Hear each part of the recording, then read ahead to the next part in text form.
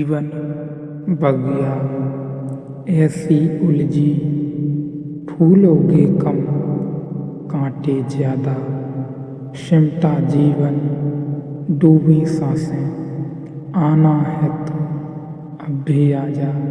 यदि आपने अभी तक अंतिम अध्याय नहीं देखा है तो मैं आपसे विनती करूँगा, कृपया करके अंतिम अध्याय देखें, उसके बाद ही इस अध्याय में प्रवेश करें।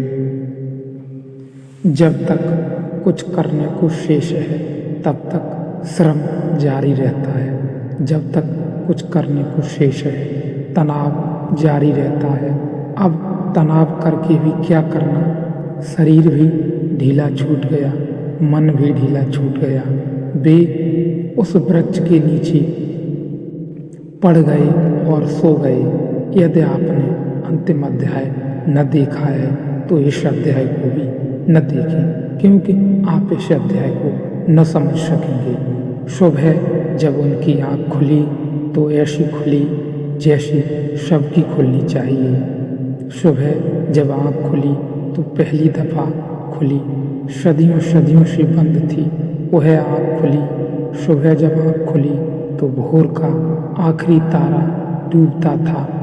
उस भोर के आखिरी तारे को उन्होंने डूबते हुए देखा। इधर भोर का आखिरी तारा डूब गया, उधर भीतर भी मन की आखिरी रेखा विसर्जित हो गई।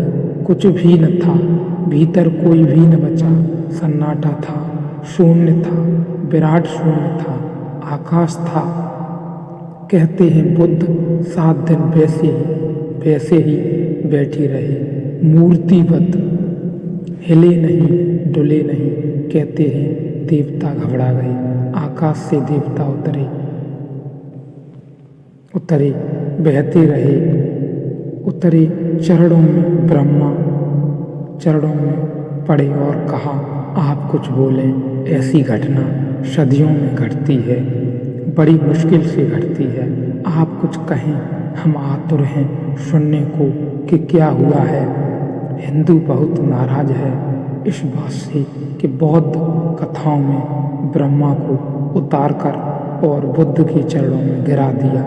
लेकिन कथा बिल्कुल ठीक है, क्योंकि देवता भला स्वर्ग में हो, आकांक्षा के बाहर थोड़े ही है। आज एक घटना घटी है कि एक व्यक्ति आकांक्षा के बाहर चला गया है तो बुद्ध के ऊपर कोई भी नहीं है। बुद्धत्व आखिरी बात है, देवता भी नीचे हैं। अभी उनकी भी स्वर्ग की भोग की आकांक्षा है। इसलिए तो कथाएं हैं कि इंद्र का आसन डोलने लगता है जब भी लगता है कि कोई प्रतियोगी आ रहा है, कोई ऋषि मुनि तपस्या में गहरा उतर रहा है। इंद्र घबराता है, आसन कँपने लगता है। यह तो आसन इंद्र का क्या हुआ, दिल्ली का हुआ, इंद्र का कहो कि इंदिरा का कहो, एक ही बात है। इसमें कुछ बहुत फर्क न हुआ। यह तो कोई आने लगा तो प्रतिस्पर्धा, घबराहट, बेचैनी। बुद्ध ना कुछ करके उपलब्ध हुए। जो बुद्ध के जीवन में घटा वही अष्टावक्र के जीवन में घटा होगा। कोई क्या कथा हमारे पास नहीं है, किसी ने लिखी नहीं है, लेकिन निश्चित घटा होगा, क्योंकि अष्टावक्र जो कह रहे हैं वह इतना ही कह रहे हैं कि तुम दौड़ चुके खूब, अब रुको। दौड़कर नहीं मिलता परमात्मा, रुक कर मिलता है। खोज चुके खूब, अब खोज छोड़ो। खोज कर नहीं मिलता सत्य, क्योंकि सत्य खोजी में छिपा है, खोजने वाले में छिपा है। कहाँ भागते फिरते हो? कस्तूरी कुंडल बसे, लेकिन जब कस्तूरी का नाफा फूटता है तो मृग पागल हो जाता है। कस्तूरी मृग पागल हो जाता है, भागता है, इधर उधर भागता है, खोजता है कहाँ से आती है यह गंध, कौन खींचे ले आता है इस श्वास को, कहाँ से आती है। क्योंकि उसने जब भी गंध आती देखी तो कहीं बाहर से आती देखी। कभी फूल की गंध थी, कभी कोई और गंध थी, लेकिन सदा बाहर से आती थी। आज जब गंध भीतर से आ रही है तब भी वह सोचता है बाहर से ही आती होगी, भागता है और कस्तूरी उसके ही कुंडल में बसी है। कस्तूरी कुंडल बसे, परमात्मा तुम्हारे भीतर बसा है। तुम जब तक बाहर खोजते रहोगे, योग में भोग में व्यर्थ। साधारण योगी भोग के बाहर ले जाता है, अष्टावक्र योग और भोग दोनों के बाहर ले जाते हैं। योगातीत भोगातीत। इसलिए तुम पाओगे कि सांसारिक का अहंकार होता है। तुमने योगी का अहंकार देखा या नहीं? सांसारिक का क्रोध होता है। तुमने दुर्वासाओं का क्रोध देखा या नहीं? सांसारिक आदमी धम्म से अकड़ कर चलता है, पताकाएं लेकर चलता है।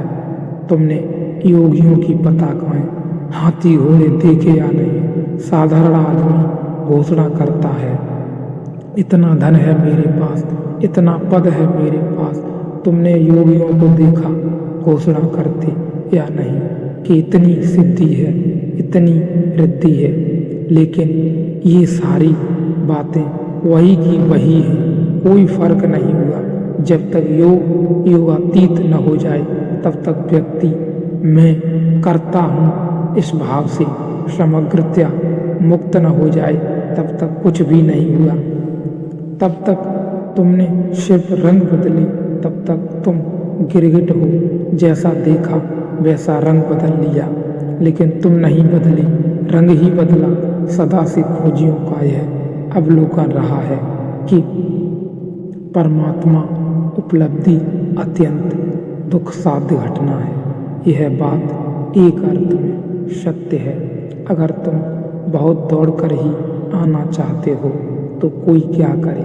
अगर तुम अपने कान से उल्टी तरफ से पकड़ना चाहते हो, कान को मजे से पकड़ो। निश्चित ही जब तुम उल्टी तरफ से कान को पकड़ोगे तो तुमको लगेगा कान को पकड़ना बहुत दुख साध्य घटना है। तो यह तुम्हारे कारण है, यह कान के कारण नहीं।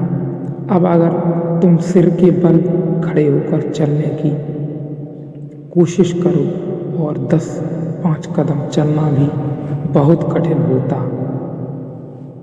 होता है और हो जाए, और तुम कहो कि चलना बहुत दुख साध्य घटना है, तो तुम गलत भी नहीं कह रहे, तुम ठीक ही कह रहे हो। लेकिन सिर के बल तुम खड़े हो, जो पैर के बल चल रहे हैं उनके लिए चलने में कोई दुख साध्य घटना नहीं है। अब तुम उपवास करो, आग में तपाओ, धूनी रमाओ, नाहक शरीर को कष्ट दो, सताओ, 1000 तरह के पागलपन करो, और फिर तुम कहो कि परमात्मा को पाना बड़ी दुख साध्य घटना है। तो ठीक ही कह रहे हो। यह तुम्हारे करने और कहने के ऊपर है, और तुम वहीं के वहीं कह रहे हो, केवल रंग ही बदल रहे हो। सत्य के लिए इसमें कुछ भी जरूरी नहीं।